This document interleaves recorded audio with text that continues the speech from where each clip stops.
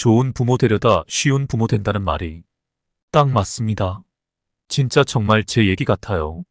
내 자식들 이해하고 인정하고 너무 좋아해준 나머지 저는 너무 쉬운 부모가 돼버렸으니까요. 자식은 마음과 뇌에 정이라곤 하나도 없나 봐요. 저만 그렇게 느끼는 걸까요? 어릴 땐 예뻤는데 성인이 되면 조금씩 내려놓는 연습을 해야 하는 것도 같아요. 정말 자식이 잘 있다는 소식만 알면 그뿐일까요? 그래요. 요즘 시대가 얼마나 바쁘게 돌아가는지 우리 모두가 너무나 잘 알고 있죠. 직장, 일상, 그리고 취미 활동까지. 그 속에서 자식들도 예외는 아니겠죠? 내 자식들도 자기만의 세계가 있고 우리처럼 바쁜 하루를 보내고 있으니까요. 그래서일까요? 내가 먼저 애들한테 연락하지 않는 이유 중 하나가 바로 여기에 있습니다. 한편으로는 이런 생각도 들어요. 자식들이 자립심을 키우는 건 얼마나 중요한 일인가요? 그 과정에서 스스로 문제를 해결하고 자신의 길을 찾아가는 모습을 보는 건 부모로서 얼마나 자랑스러운 일이겠어요? 그래서 전 의도적으로 연락을 삼가는 거예요. 그들이 우리 없이도 잘 해나가길 바라는 마음에서죠. 물론 가끔은 마음 한켠이 허전하고 걱정되는 게 사실이에요. 과연 우리 아이들도 같은 생각일까?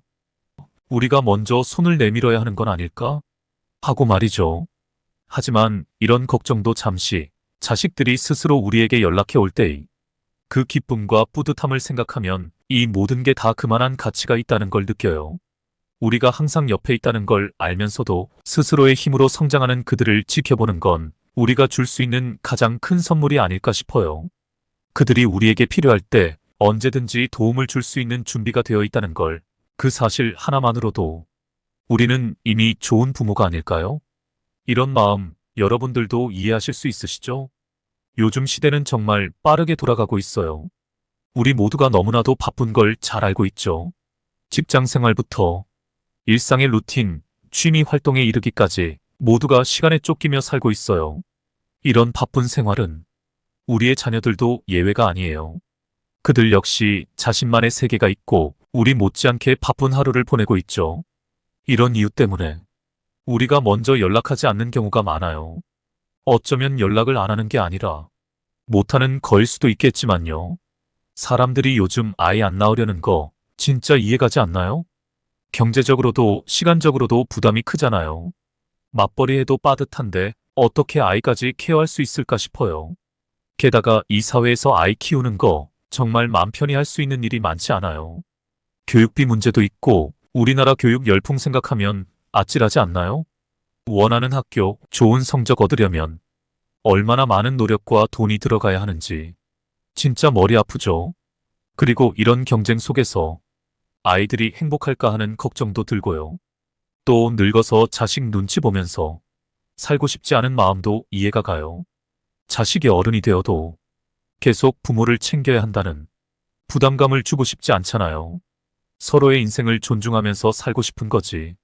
그런데 가끔은 그런 결정에 대해 주변에서 이해하지 못하는 시선도 있어요. 왜 아이를 안 낳아? 같은 질문들 말이에요. 개인의 선택을 존중해주는 사회가 되었으면 좋겠어요. 우리 모두 각자의 사정이 있고 그 선택에는 다 이유가 있다는 걸 알아줬으면 해요. 정말 이렇게 각자의 삶을 존중하며 살아가는 게 중요하지 않을까 싶어요. 서로 다른 삶의 선택을 이해하고 공감할 수 있는 사회가 되었으면 좋겠네요. 우리가 왜 굳이 자식들한테 먼저 연락 안 하는 걸까요? 그냥 간단하죠. 자식도 결국 남이라고 인정하는 거예요. 그들이 우리 삶의 전부였던 시절도 있었지만 이젠 각자의 길을 가는 거잖아요. 그 과정에서 불필요하게 간섭하지 않고 그들의 독립성을 존중해주는 게 중요해요. 생각해보세요. 우리도 젊었을 때 부모님한테 늘 눈치 보며 살고 싶지 않았잖아요. 그러니까 우리도 우리 자식들한테 똑같이 하고 싶지 않은 거예요. 그들이 스스로 성장하고 자신의 길을 찾아가게 하는 거죠.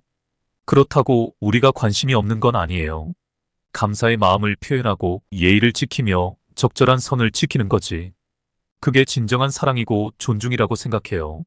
그리고 이제 우리도 우리 자신을 사랑할 시간이에요. 내가 좋아하는 취미에 빠지고 여행을 가고 좋은 신발 한 켤레 사주는 거죠. 친구들하고 터놓고 얘기하고 미웠던 사람 용서하고 그게 진짜 우리가 행복해지는 방법이잖아요.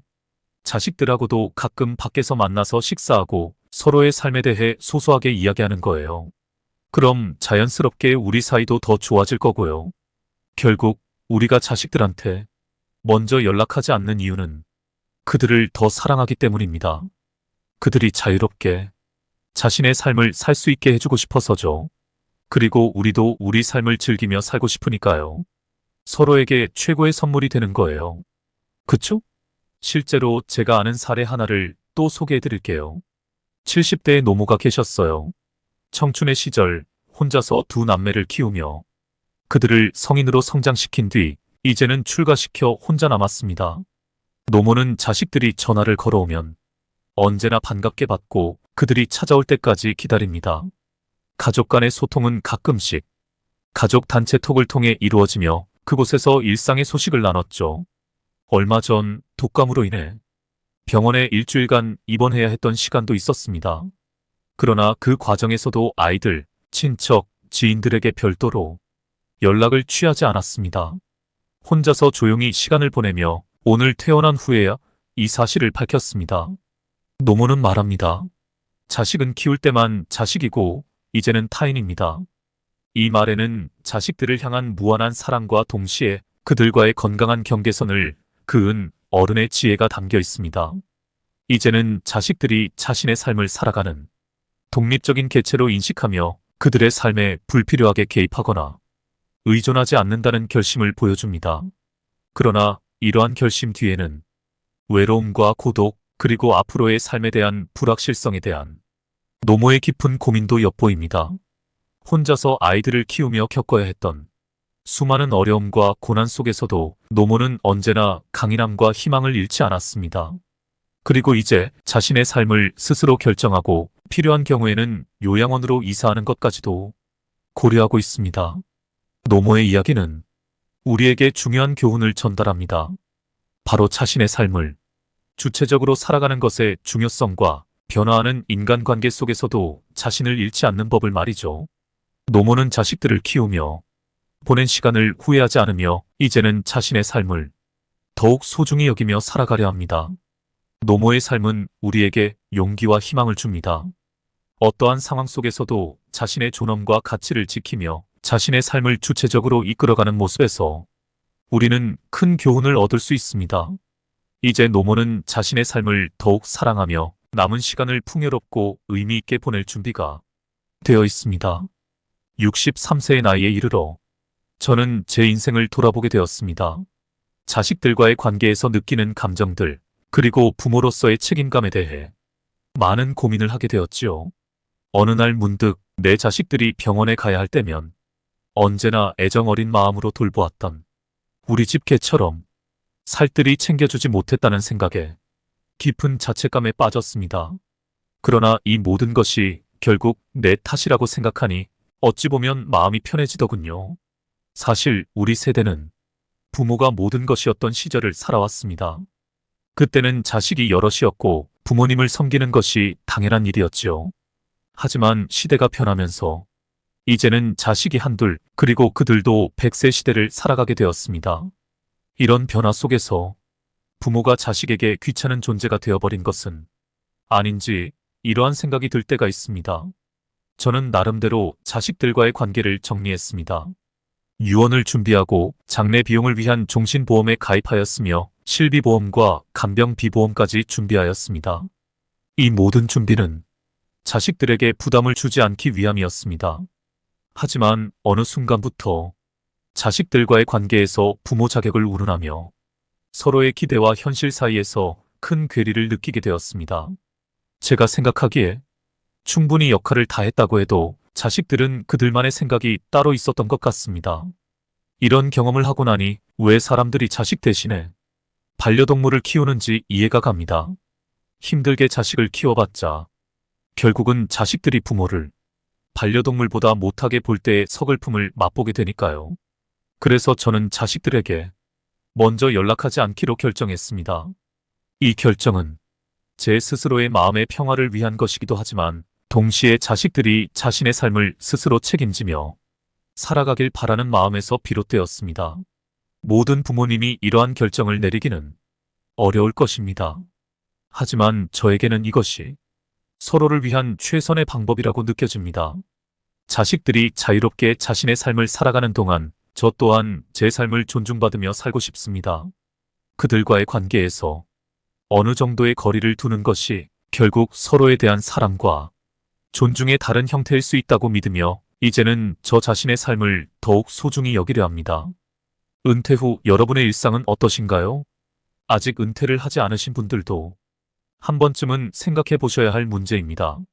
저의 경우엔 은퇴를 하고 나서 한동안은 즐거웠지만 노는 것도 하루 이틀이지 참 지겹다는 생각이 많이 들더군요. 앞으로 살아갈 날들이 수십 년인데 이제는 하루 종일 앉아서 TV 보고 유튜브 보니 어떻게 남은 세월을 보내야 할지 막막하기도 했습니다. 자유시간이 아니라 오히려 저를 올가매는 족쇄처럼 느껴졌지요. 은퇴를 한 제 친구도 마찬가지였습니다. 저와 달리 그 친구는 연금도 부족하지 않고 자녀들도 독립을 해서 돈 들어갈 일이 많지 않은데도 요즘 너무 지루해서 우울증까지 왔다고 하더군요. 이런 걸 보면서 든 생각이 돈도 돈이지만 노후에 취미 하나 없으면 이 얼마나 답답하고 지루한 수십 년일까 참 한숨이 절로 나왔습니다. 하지만 저는 이제부터 알려드릴 이 취미들을 가진 후로부턴 심심할 틈 하나 없이 즐겁게 보내고 있는데요. 오늘은 노년에 돈 안 들고 평생 할 수 있는 행복한 취미생활 5가지를 소개해드리겠습니다. 첫 번째는 탁구입니다. 저는 정년퇴직 후 친구 따라서 탁구를 시작했는데 너무 재밌고 집중력도 길러졌는데요. 처음엔 무릎이 아파서 연골 주사도 맞고 했지만 무릎 보호대 차고 일주일에 2번씩 탁구 치러 가는 게 삶의 낙입니다.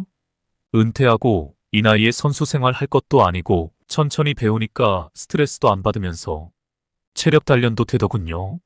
탁구가 최고라는 생각이 들었던 게 70대까지 가능한 건 물론이고 드물게 80대 분들도 계십니다. 하지만 숙련하는데 시간이 걸리니 탁구로 취미 생활을 시작하실 분들은 가급적 50대 초반에는 시작하시는 게 좋아 보입니다.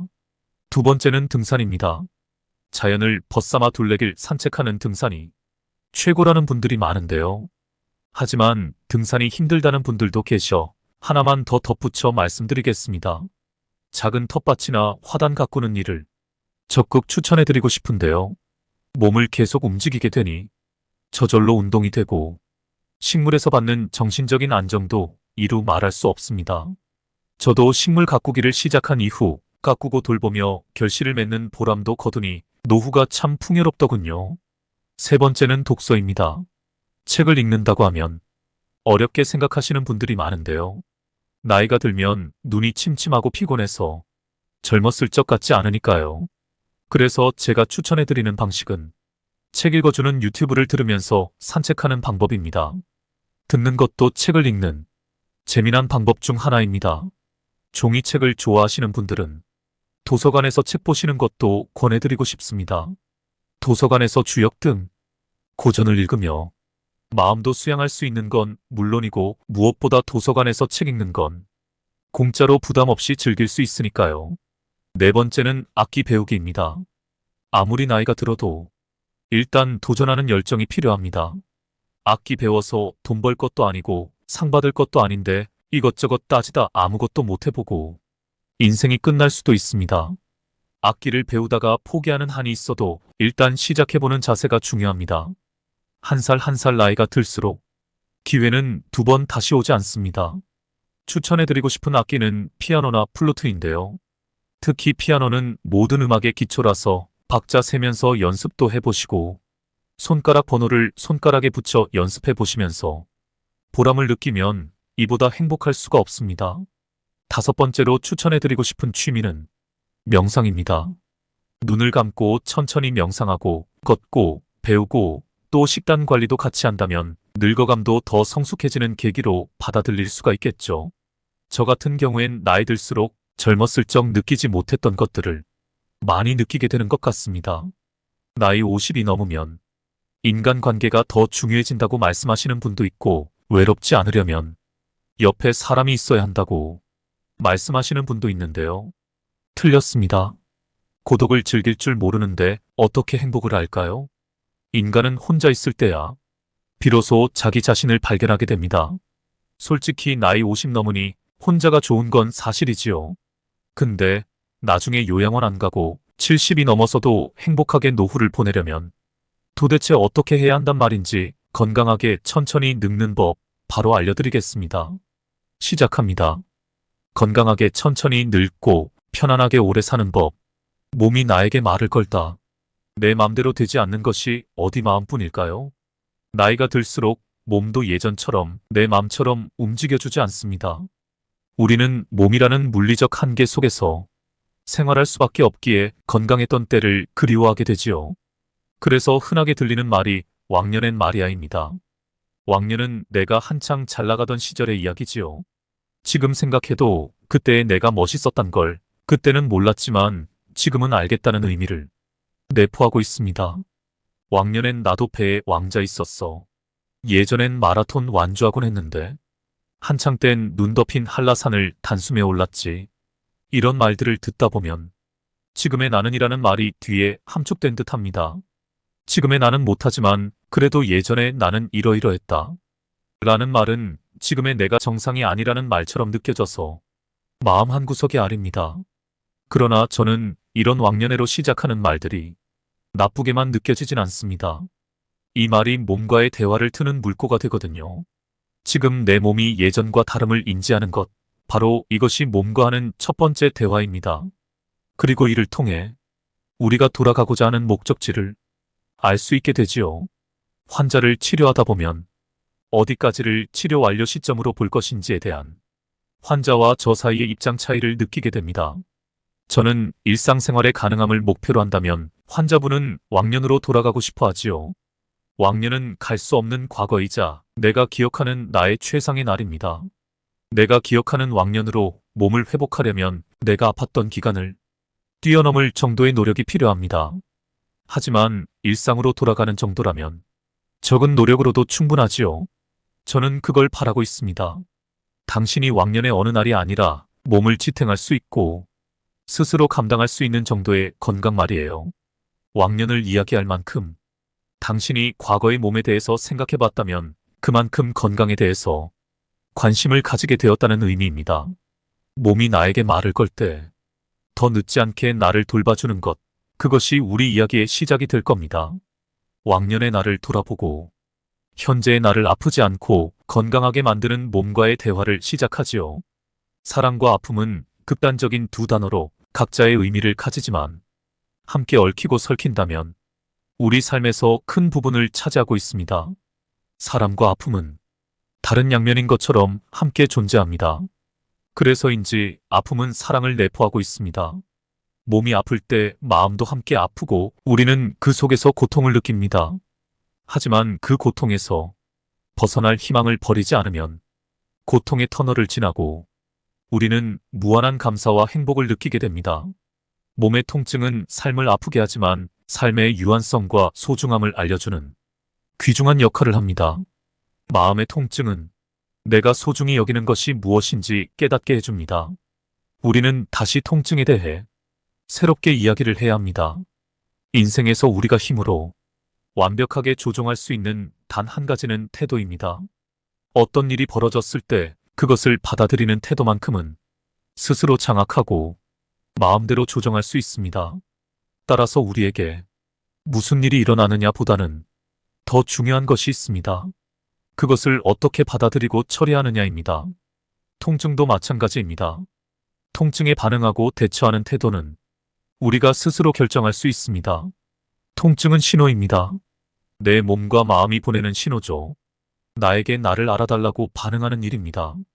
몸에 관심을 가져달라고 아껴달라고 지금 몸이 아프다고 말이죠. 나라는 존재에 대한 애정 없이는 이 통증을 잘 이겨낼 수 없습니다. 이겨내기는커녕 이해할 수도 없죠. 왜 이렇게 나만 아프지? 왜 갑자기 이렇게 아프지? 이런 생각이 들 때도 있죠. 아프다는 사실이 우리를 괴롭고 힘들게 합니다. 그렇다면 이제 우리는 아픈 몸과 마음에 대해 허심탄회하게 이야기를 나눠야 합니다. 통증이 통증으로만 남는다면 삶은 무한한 고통일 것입니다. 그렇지만 통증을 이겨내고 다시 건강한 몸을 찾는다면 우리의 삶은 무한한 감사와 행복으로 가득 차겠죠.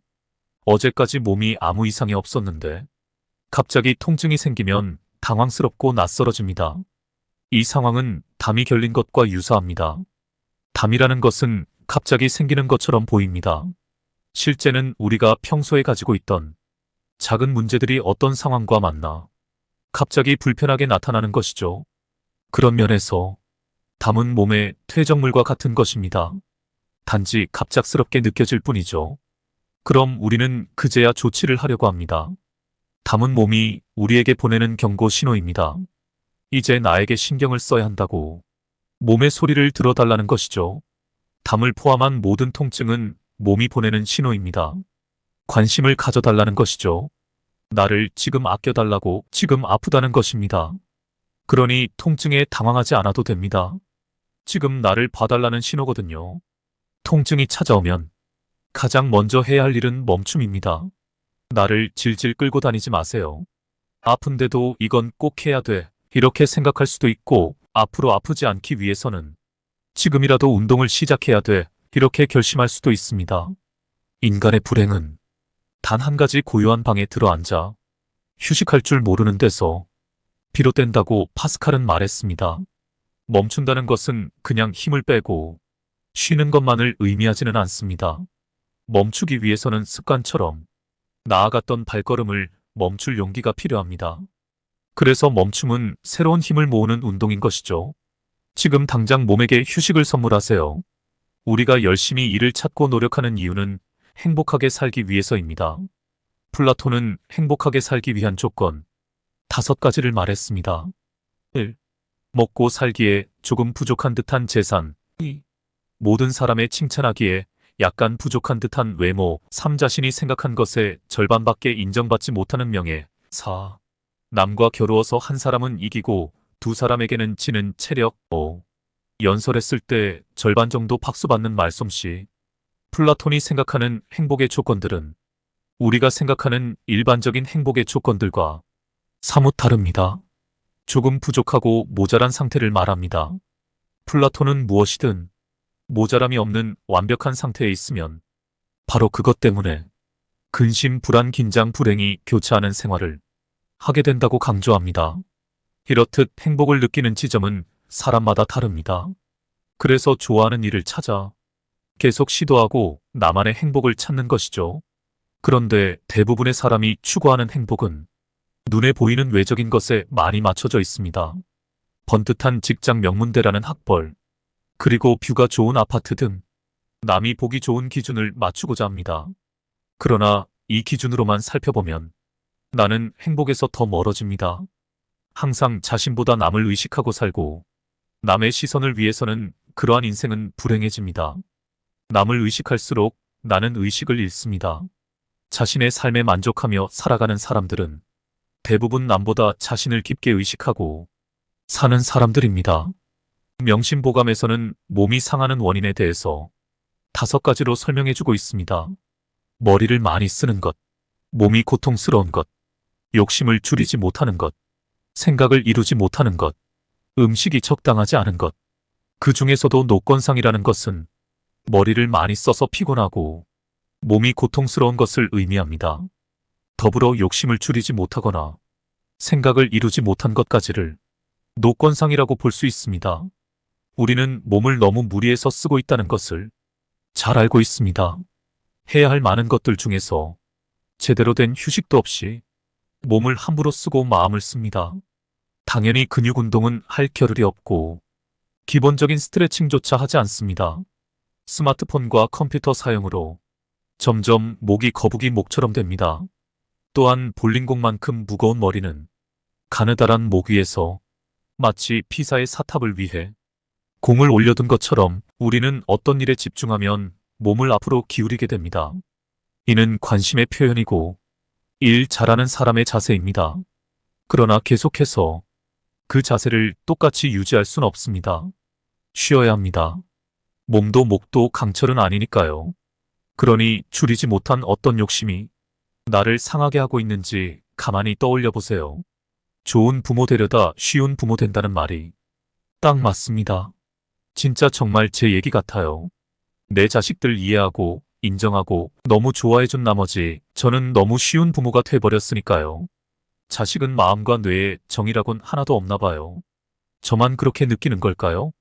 어릴 땐 예뻤는데 성인이 되면 조금씩 내려놓는 연습을 해야 하는 것도 같아요. 정말 자식이 잘 있다는 소식만 알면 그뿐일까요? 그래요. 요즘 시대가 얼마나 바쁘게 돌아가는지 우리 모두가 너무나 잘 알고 있죠.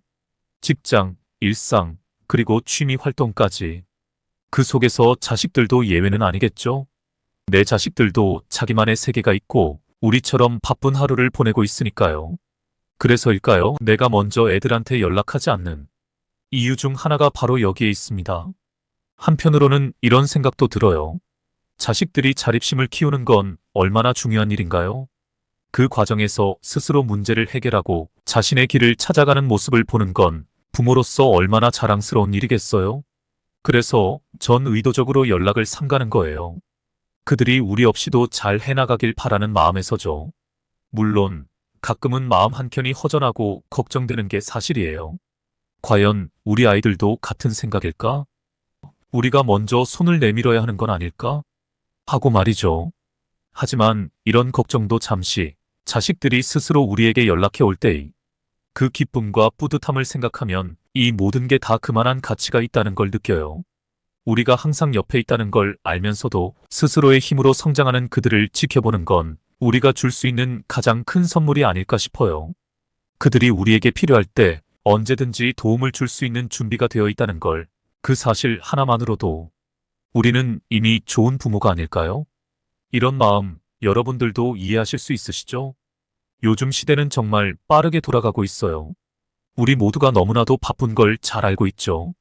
직장 생활부터 일상의 루틴, 취미 활동에 이르기까지 모두가 시간에 쫓기며 살고 있어요. 이런 바쁜 생활은 우리의 자녀들도 예외가 아니에요. 그들 역시 자신만의 세계가 있고 우리 못지않게 바쁜 하루를 보내고 있죠. 이런 이유 때문에 우리가 먼저 연락하지 않는 경우가 많아요. 어쩌면 연락을 안 하는 게 아니라 못하는 거일 수도 있겠지만요. 사람들이 요즘 아이 안 낳으려는 거 진짜 이해가지 않나요? 경제적으로도 시간적으로도 부담이 크잖아요. 맞벌이 해도 빠듯한데 어떻게 아이까지 케어할 수 있을까 싶어요. 게다가 이 사회에서 아이 키우는 거 정말 맘 편히 할 수 있는 일이 많지 않아요. 교육비 문제도 있고 우리나라 교육 열풍 생각하면 아찔하지 않나요? 원하는 학교, 좋은 성적 얻으려면 얼마나 많은 노력과 돈이 들어가야 하는지 진짜 머리 아프죠. 그리고 이런 경쟁 속에서 아이들이 행복할까 하는 걱정도 들고요. 또 늙어서 자식 눈치 보면서 살고 싶지 않은 마음도 이해가 가요. 자식이 어른이 되어도 계속 부모를 챙겨야 한다는 부담감을 주고 싶지 않잖아요. 서로의 인생을 존중하면서 살고 싶은 거지. 그런데 가끔은 그런 결정에 대해 주변에서 이해하지 못하는 시선도 있어요. 왜 아이를 안 낳아? 같은 질문들 말이에요. 개인의 선택을 존중해주는 사회가 되었으면 좋겠어요. 우리 모두 각자의 사정이 있고 그 선택에는 다 이유가 있다는 걸 알아줬으면 해요. 정말 이렇게 각자의 삶을 존중하며 살아가는 게 중요하지 않을까 싶어요. 서로 다른 삶의 선택을 이해하고 공감할 수 있는 사회가 되었으면 좋겠네요. 우리가 왜 굳이 자식들한테 먼저 연락 안 하는 걸까요? 그냥 간단하죠. 자식도 결국 남이라고 인정하는 거예요. 그들이 우리 삶의 전부였던 시절도 있었지만 이젠 각자의 길을 가는 거잖아요. 그 과정에서 불필요하게 간섭하지 않고 그들의 독립성을 존중해주는 게 중요해요. 생각해보세요. 우리도 젊었을 때 부모님한테 늘 눈치 보며 살고 싶지 않았잖아요. 그러니까 우리도 우리 자식들한테 똑같이 하고 싶지 않은 거예요. 그들이 스스로 성장하고 자신의 길을 찾아가게 하는 거죠. 그렇다고 우리가 관심이 없는 건 아니에요. 감사의 마음을 표현하고 예의를 지키며 적절한 선을 지키는 거지. 그게 진정한 사랑이고 존중이라고 생각해요. 그리고 이제 우리도 우리 자신을 사랑할 시간이에요. 내가 좋아하는 취미에 빠지고 여행을 가고 좋은 신발 한 켤레 사주는 거죠. 친구들하고 터놓고 얘기하고 미웠던 사람 용서하고 그게 진짜 우리가 행복해지는 방법이잖아요. 자식들하고도 가끔 밖에서 만나서 식사하고 서로의 삶에 대해 소소하게 이야기하는 거예요. 그럼 자연스럽게 우리 사이도 더 좋아질 거고요. 결국 우리가 자식들한테 먼저 연락하지 않는 이유는 그들을 더 사랑하기 때문입니다. 그들이 자유롭게 자신의 삶을 살 수 있게 해주고 싶어서죠. 그리고 우리도 우리 삶을 즐기며 살고 싶으니까요. 서로에게 최고의 선물이 되는 거예요. 그쵸? 실제로 제가 아는 사례 하나를 또 소개해 드릴게요. 70대의 노모가 계셨어요. 청춘의 시절 혼자서 두 남매를 키우며 그들을 성인으로 성장시킨 뒤 이제는 출가시켜 혼자 남았습니다. 노모는 자식들이 전화를 걸어오면 언제나 반갑게 받고 그들이 찾아올 때까지 기다립니다. 가족 간의 소통은 가끔씩 가족 단체 톡을 통해 이루어지며 그곳에서 일상의 소식을 나눴죠. 얼마 전 독감으로 인해 병원에 일주일간 입원해야 했던 시간도 있었습니다. 그러나 그 과정에서도 아이들, 친척, 지인들에게 별도로 연락을 취하지 않았습니다. 혼자서 조용히 시간을 보내며 오늘 퇴원한 후에야 이 사실을 밝혔습니다. 노모는 말합니다. 자식은 키울 때만 자식이고 이제는 타인입니다. 이 말에는 자식들을 향한 무한한 사랑과 동시에 그들과의 건강한 경계선을 그은 어른의 지혜가 담겨 있습니다. 이제는 자식들이 자신의 삶을 살아가는 독립적인 개체로 인식하며 그들의 삶에 불필요하게 개입하거나 의존하지 않는다는 결심을 보여줍니다. 그러나 이러한 결심 뒤에는 외로움과 고독, 그리고 앞으로의 삶에 대한 불확실성에 대한 노모의 깊은 고민도 엿보입니다. 혼자서 아이들을 키우며 겪어야 했던 수많은 어려움과 고난 속에서도 노모는 언제나 강인함과 희망을 잃지 않았습니다. 그리고 이제 자신의 삶을 스스로 결정하고 필요한 경우에는 요양원으로 이사하는 것까지도 고려하고 있습니다. 노모의 이야기는 우리에게 중요한 교훈을 전달합니다. 바로 자신의 삶을 주체적으로 살아가는 것의 중요성과 변화하는 인간관계 속에서도 자신을 잃지 않는 법을 말이죠. 노모는 자식들을 키우며 보낸 시간을 후회하지 않으며 이제는 자신의 삶을 더욱 소중히 여기며 살아가려 합니다. 노모의 삶은 우리에게 용기와 희망을 줍니다. 어떠한 상황 속에서도 자신의 존엄과 가치를 지키며 자신의 삶을 주체적으로 이끌어가는 모습에서 우리는 큰 교훈을 얻을 수 있습니다. 이제 노모는 자신의 삶을 더욱 사랑하며 남은 시간을 풍요롭고 의미 있게 보낼 준비가 되어 있습니다. 63세의 나이에 이르러 저는 제 인생을 돌아보게 되었습니다. 자식들과의 관계에서 느끼는 감정들, 그리고 부모로서의 책임감에 대해 많은 고민을 하게 되었지요. 어느 날 문득 내 자식들이 병원에 가야 할 때면 언제나 애정 어린 마음으로 돌보았던 우리 집 개처럼 살뜰히 챙겨주지 못했다는 생각에 깊은 자책감에 빠졌습니다. 그러나 이 모든 것이 결국 내 탓이라고 생각하니 어찌 보면 마음이 편해지더군요. 사실 우리 세대는 부모가 모든 것이었던 시절을 살아왔습니다. 그때는 자식이 여럿이었고 부모님을 섬기는 것이 당연한 일이었죠. 하지만 시대가 변하면서 이제는 자식이 한둘, 그리고 그들도 100세 시대를 살아가게 되었습니다. 이런 변화 속에서 부모가 자식에게 귀찮은 존재가 되어버린 것은 아닌지 이러한 생각이 들 때가 있습니다. 저는 나름대로 자식들과의 관계를 정리했습니다. 유언을 준비하고 장례 비용을 위한 종신보험에 가입하였으며 실비보험과 간병비보험까지 준비하였습니다. 이 모든 준비는 자식들에게 부담을 주지 않기 위함이었습니다. 하지만 어느 순간부터 자식들과의 관계에서 부모 자격을 운운하며 서로의 기대와 현실 사이에서 큰 괴리를 느끼게 되었습니다. 제가 생각하기에 충분히 역할을 다했다고 해도 자식들은 그들만의 생각이 따로 있었던 것 같습니다. 이런 경험을 하고 나니 왜 사람들이 자식 대신에 반려동물을 키우는지 이해가 갑니다. 힘들게 자식을 키워봤자 결국은 자식들이 부모를 반려동물보다 못하게 볼 때의 서글픔을 맛보게 되니까요. 그래서 저는 자식들에게 먼저 연락하지 않기로 결정했습니다. 이 결정은 제 스스로의 마음의 평화를 위한 것이기도 하지만 동시에 자식들이 자신의 삶을 스스로 책임지며 살아가길 바라는 마음에서 비롯되었습니다. 모든 부모님이 이러한 결정을 내리기는 어려울 것입니다. 하지만 저에게는 이것이 서로를 위한 최선의 방법이라고 느껴집니다. 자식들이 자유롭게 자신의 삶을 살아가는 동안 저 또한 제 삶을 존중받으며 살고 싶습니다. 그들과의 관계에서 어느 정도의 거리를 두는 것이 결국 서로에 대한 사랑과 존중의 다른 형태일 수 있다고 믿으며 이제는 저 자신의 삶을 더욱 소중히 여기려 합니다. 은퇴 후 여러분의 일상은 어떠신가요? 아직 은퇴를 하지 않으신 분들도 한 번쯤은 생각해 보셔야 할 문제입니다. 저의 경우엔 은퇴를 하고 나서 한동안은 즐거웠지만 노는 것도 하루 이틀이지 참 지겹다는 생각이 많이 들더군요. 앞으로 살아갈 날들이 수십 년인데 이제는 하루 종일 앉아서 TV 보고 유튜브 보니 어떻게 남은 세월을 보내야 할지 막막하기도 했습니다. 자유시간이 아니라 오히려 저를 올가매는 족쇄처럼 느껴졌지요. 은퇴를 한 제 친구도 마찬가지였습니다. 저와 달리 그 친구는 연금도 부족하지 않고 자녀들도 독립을 해서 돈 들어갈 일이 많지 않은데도 요즘 너무 지루해서 우울증까지 왔다고 하더군요.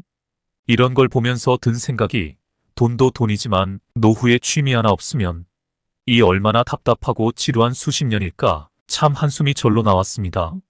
하지만 저는 이제부터 알려드릴 이 취미들을 가진 후로부턴 심심할 틈 하나 없이 즐겁게 보내고 있는데요.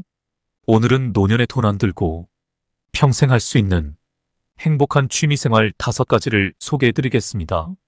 첫 번째는 탁구입니다. 저는 정년퇴직 후 친구 따라서 탁구를 시작했는데 너무 재밌고 집중력도 길러졌는데요. 처음엔 무릎이 아파서 연골 주사도 맞고 했지만 무릎 보호대 차고 일주일에 2번씩 탁구 치러 가는 게 삶의 낙입니다. 은퇴하고 이 나이에 선수 생활 할 것도 아니고 천천히 배우니까 스트레스도 안 받으면서 체력 단련도 되더군요. 탁구가 최고라는 생각이 들었던 게 70대까지 가능한 건 물론이고 드물게 80대 분들도 계십니다. 하지만 숙련하는데 시간이 걸리니 탁구로 취미 생활을 시작하실 분들은 가급적 50대 초반에는 시작하시는 게 좋아 보입니다. 두 번째는 등산입니다. 자연을 벗삼아 둘레길 산책하는 등산이 최고라는 분들이 많은데요. 하지만 등산이 힘들다는 분들도 계셔 하나만 더 덧붙여 말씀드리겠습니다. 작은 텃밭이나 화단 가꾸는 일을 적극 추천해드리고 싶은데요. 몸을 계속 움직이게 되니 저절로 운동이 되고 식물에서 받는 정신적인 안정도 이루 말할 수 없습니다. 저도 식물 가꾸기를 시작한 이후 가꾸고 돌보며 결실을 맺는 보람도 거두니 노후가 참 풍요롭더군요. 세 번째는 독서입니다.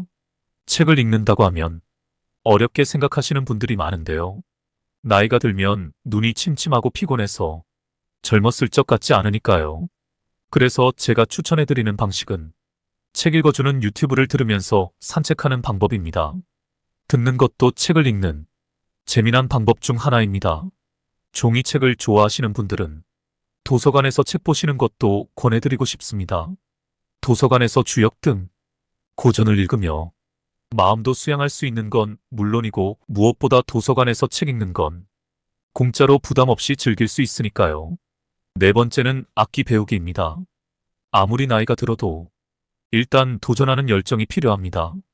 악기 배워서 돈 벌 것도 아니고 상 받을 것도 아닌데 이것저것 따지다 아무것도 못 해보고 인생이 끝날 수도 있습니다. 악기를 배우다가 포기하는 한이 있어도 일단 시작해보는 자세가 중요합니다. 한 살 한 살 나이가 들수록 기회는 2번 다시 오지 않습니다. 추천해드리고 싶은 악기는 피아노나 플루트인데요. 특히 피아노는 모든 음악의 기초라서 박자 세면서 연습도 해보시고 손가락 번호를 손가락에 붙여 연습해보시면서 보람을 느끼면 이보다 행복할 수가 없습니다. 5번째로 추천해드리고 싶은 취미는 명상입니다. 눈을 감고 천천히 명상하고 걷고 배우고 또 식단 관리도 같이 한다면 늙어감도 더 성숙해지는 계기로 받아들일 수가 있겠죠. 저 같은 경우엔 나이 들수록 젊었을 적 느끼지 못했던 것들을 많이 느끼게 되는 것 같습니다. 나이 50이 넘으면 인간관계가 더 중요해진다고 말씀하시는 분도 있고 외롭지 않으려면 옆에 사람이 있어야 한다고 말씀하시는 분도 있는데요. 틀렸습니다. 고독을 즐길 줄 모르는데 어떻게 행복을 할까요? 인간은 혼자 있을 때야 비로소 자기 자신을 발견하게 됩니다. 솔직히 나이 50 넘으니 혼자가 좋은 건 사실이지요. 근데 나중에 요양원 안 가고 70이 넘어서도 행복하게 노후를 보내려면 도대체 어떻게 해야 한단 말인지 건강하게 천천히 늙는 법 바로 알려드리겠습니다. 시작합니다. 건강하게 천천히 늙고 편안하게 오래 사는 법. 몸이 나에게 말을 걸다. 내 맘대로 되지 않는 것이 어디 마음뿐일까요? 나이가 들수록 몸도 예전처럼 내 맘처럼 움직여주지 않습니다. 우리는 몸이라는 물리적 한계 속에서 생활할 수밖에 없기에 건강했던 때를 그리워하게 되지요. 그래서 흔하게 들리는 말이 왕년엔 말이야입니다. 왕년은 내가 한창 잘 나가던 시절의 이야기지요. 지금 생각해도 그때의 내가 멋있었단 걸 그때는 몰랐지만 지금은 알겠다는 의미를 내포하고 있습니다. 왕년엔 나도 배에 왕자 있었어. 예전엔 마라톤 완주하곤 했는데 한창 땐 눈 덮인 한라산을 단숨에 올랐지. 이런 말들을 듣다 보면 지금의 나는이라는 말이 뒤에 함축된 듯합니다. 지금의 나는 못하지만 그래도 예전에 나는 이러이러했다. 라는 말은 지금의 내가 정상이 아니라는 말처럼 느껴져서 마음 한구석이 아립니다. 그러나 저는 이런 왕년회로 시작하는 말들이 나쁘게만 느껴지진 않습니다. 이 말이 몸과의 대화를 트는 물꼬가 되거든요. 지금 내 몸이 예전과 다름을 인지하는 것, 바로 이것이 몸과 하는 첫 번째 대화입니다. 그리고 이를 통해 우리가 돌아가고자 하는 목적지를 알 수 있게 되지요. 환자를 치료하다 보면 어디까지를 치료 완료 시점으로 볼 것인지에 대한 환자와 저 사이의 입장 차이를 느끼게 됩니다. 저는 일상생활의 가능함을 목표로 한다면 환자분은 왕년으로 돌아가고 싶어 하지요. 왕년은 갈 수 없는 과거이자 내가 기억하는 나의 최상의 날입니다. 내가 기억하는 왕년으로 몸을 회복하려면 내가 아팠던 기간을 뛰어넘을 정도의 노력이 필요합니다. 하지만 일상으로 돌아가는 정도라면 적은 노력으로도 충분하지요. 저는 그걸 바라고 있습니다. 당신이 왕년의 어느 날이 아니라 몸을 지탱할 수 있고 스스로 감당할 수 있는 정도의 건강 말이에요. 왕년을 이야기할 만큼 당신이 과거의 몸에 대해서 생각해 봤다면 그만큼 건강에 대해서 관심을 가지게 되었다는 의미입니다. 몸이 나에게 말을 걸 때 더 늦지 않게 나를 돌봐주는 것, 그것이 우리 이야기의 시작이 될 겁니다. 왕년의 나를 돌아보고 현재의 나를 아프지 않고 건강하게 만드는 몸과의 대화를 시작하지요. 사랑과 아픔은 극단적인 두 단어로 각자의 의미를 가지지만 함께 얽히고 설킨다면 우리 삶에서 큰 부분을 차지하고 있습니다.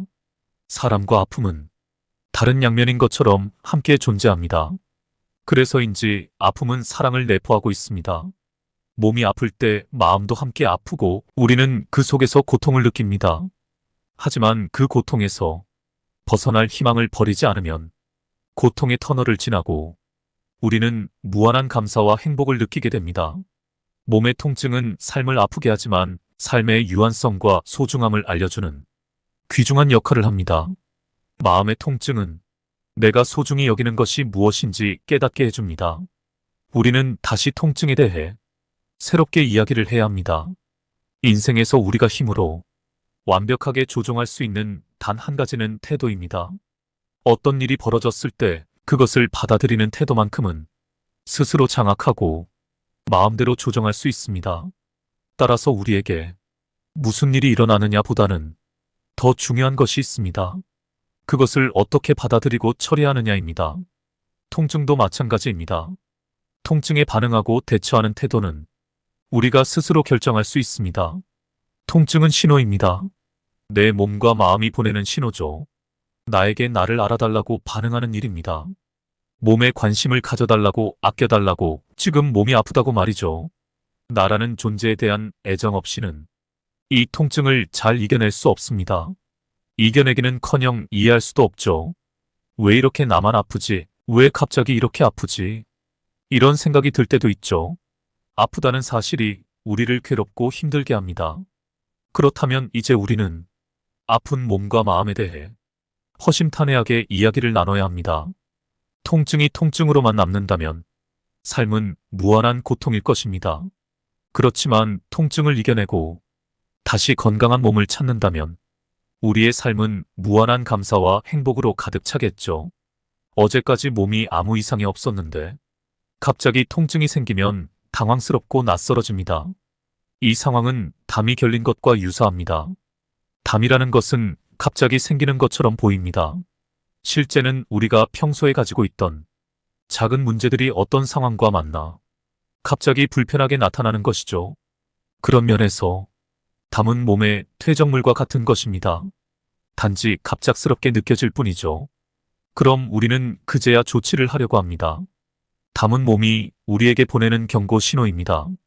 이제 나에게 신경을 써야 한다고 몸의 소리를 들어달라는 것이죠. 담을 포함한 모든 통증은 몸이 보내는 신호입니다. 관심을 가져달라는 것이죠. 나를 지금 아껴달라고, 지금 아프다는 것입니다. 그러니 통증에 당황하지 않아도 됩니다. 지금 나를 봐달라는 신호거든요. 통증이 찾아오면 가장 먼저 해야 할 일은 멈춤입니다. 나를 질질 끌고 다니지 마세요. 아픈데도 이건 꼭 해야 돼. 이렇게 생각할 수도 있고, 앞으로 아프지 않기 위해서는 지금이라도 운동을 시작해야 돼. 이렇게 결심할 수도 있습니다. 인간의 불행은 단 한 가지 고요한 방에 들어앉아 휴식할 줄 모르는 데서 비롯된다고 파스칼은 말했습니다. 멈춘다는 것은 그냥 힘을 빼고 쉬는 것만을 의미하지는 않습니다. 멈추기 위해서는 습관처럼 나아갔던 발걸음을 멈출 용기가 필요합니다. 그래서 멈춤은 새로운 힘을 모으는 운동인 것이죠. 지금 당장 몸에게 휴식을 선물하세요. 우리가 열심히 일을 찾고 노력하는 이유는 행복하게 살기 위해서입니다. 플라톤은 행복하게 살기 위한 조건 5가지를 말했습니다. 1. 먹고 살기에 조금 부족한 듯한 재산. 2. 모든 사람의 칭찬하기에 약간 부족한 듯한 외모. 3. 자신이 생각한 것의 절반밖에 인정받지 못하는 명예. 4. 남과 겨루어서 한 사람은 이기고 두 사람에게는 지는 체력. 5. 연설했을 때 절반 정도 박수 받는 말솜씨. 플라톤이 생각하는 행복의 조건들은 우리가 생각하는 일반적인 행복의 조건들과 사뭇 다릅니다. 조금 부족하고 모자란 상태를 말합니다. 플라톤은 무엇이든 모자람이 없는 완벽한 상태에 있으면 바로 그것 때문에 근심, 불안, 긴장, 불행이 교차하는 생활을 하게 된다고 강조합니다. 이렇듯 행복을 느끼는 지점은 사람마다 다릅니다. 그래서 좋아하는 일을 찾아 계속 시도하고 나만의 행복을 찾는 것이죠. 그런데 대부분의 사람이 추구하는 행복은 눈에 보이는 외적인 것에 많이 맞춰져 있습니다. 번듯한 직장 명문대라는 학벌, 그리고 뷰가 좋은 아파트 등 남이 보기 좋은 기준을 맞추고자 합니다. 그러나 이 기준으로만 살펴보면 나는 행복에서 더 멀어집니다. 항상 자신보다 남을 의식하고 살고 남의 시선을 위해서는 그러한 인생은 불행해집니다. 남을 의식할수록 나는 의식을 잃습니다. 자신의 삶에 만족하며 살아가는 사람들은 대부분 남보다 자신을 깊게 의식하고 사는 사람들입니다. 명심보감에서는 몸이 상하는 원인에 대해서 5가지로 설명해주고 있습니다. 머리를 많이 쓰는 것, 몸이 고통스러운 것, 욕심을 줄이지 못하는 것, 생각을 이루지 못하는 것, 음식이 적당하지 않은 것. 그 중에서도 노건상이라는 것은 머리를 많이 써서 피곤하고 몸이 고통스러운 것을 의미합니다. 더불어 욕심을 줄이지 못하거나 생각을 이루지 못한 것까지를 노건상이라고 볼 수 있습니다. 우리는 몸을 너무 무리해서 쓰고 있다는 것을 잘 알고 있습니다. 해야 할 많은 것들 중에서 제대로 된 휴식도 없이 몸을 함부로 쓰고 마음을 씁니다. 당연히 근육 운동은 할 겨를이 없고 기본적인 스트레칭조차 하지 않습니다. 스마트폰과 컴퓨터 사용으로 점점 목이 거북이 목처럼 됩니다. 또한 볼링공만큼 무거운 머리는 가느다란 목 위에서 마치 피사의 사탑을 위해 공을 올려둔 것처럼 우리는 어떤 일에 집중하면 몸을 앞으로 기울이게 됩니다. 이는 관심의 표현이고 일 잘하는 사람의 자세입니다. 그러나 계속해서 그 자세를 똑같이 유지할 순 없습니다. 쉬어야 합니다. 몸도 목도 강철은 아니니까요. 그러니 줄이지 못한 어떤 욕심이 나를 상하게 하고 있는지 가만히 떠올려 보세요.